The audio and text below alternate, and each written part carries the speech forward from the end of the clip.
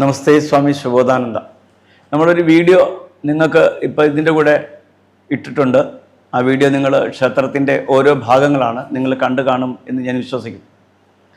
ഇത് കുറച്ചും കൂടി നല്ല രീതിയിൽ പുനരുദ്ധാരണം ചെയ്യണം, നിർമ്മിക്കണം എന്ന് ഞാൻ ആഗ്രഹിക്കുന്നു. അതിന് നല്ല ഒരു സാമ്പത്തിക ചെലവ് വരുന്നുണ്ട്.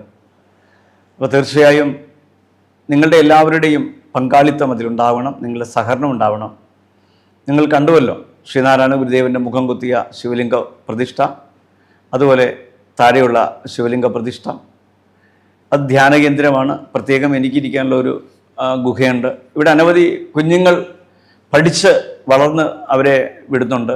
അമ്മമാരുണ്ട്, സാധുക്കളായിട്ടുള്ള ആളുകൾ പ്രാർത്ഥനയ്ക്കും പൂജയ്ക്കുമൊക്കെ വരുന്നുണ്ട്. ദൈനംദിനം ഹോമമുണ്ട്, പൂജയുണ്ട്, പ്രാർത്ഥനയുണ്ട്, ഗുരുദേവ കൃതികളെക്കുറിച്ചുള്ള പഠനമുണ്ട്, രാമായണ വിചാര സത്രം നടത്താറുണ്ട്, വേദാന്ത ചർച്ചകൾ നടത്താറുണ്ട്. ഇതെല്ലാം ഇവിടെ ഇങ്ങനെ ഓരോരോ കാലഘട്ടത്തിൽ, ഓരോരോ വർഷത്തിൽ, ഓരോ മാസങ്ങളിൽ, പ്രത്യേക മാസങ്ങളിൽ, ദിവസങ്ങളിൽ നമ്മളിത് ചെയ്യുന്നുണ്ട്. എല്ലാ ദിവസവും ശാന്തികവനവും ഗുരുപൂജയും പാരായണവും ചർച്ചയുമുണ്ട്. നിങ്ങൾക്ക് ഏവർക്കും വരാം. ഈ ക്ഷേത്രത്തിൻ്റെ ബാക്ക്ഗ്രൗണ്ടൊക്കെ നിങ്ങൾ കണ്ടു. അപ്പോൾ കുറച്ച് വിപുലമായി ഇത് ചെയ്യുന്നതിന് വേണ്ടി നല്ല ഒരു സാമ്പത്തിക ചെലവുണ്ട്. ഞങ്ങളൊരു ടെമ്പിൾ പ്രോജക്റ്റ് ഇതിൻ്റെ കൂടെ ചെയ്യുകയാണ്. 65 CR കുറഞ്ഞത്. അതിന് മുകളിലോട്ട് വരും, എങ്കിലും ഏറ്റവും കുറഞ്ഞത് 65 CR.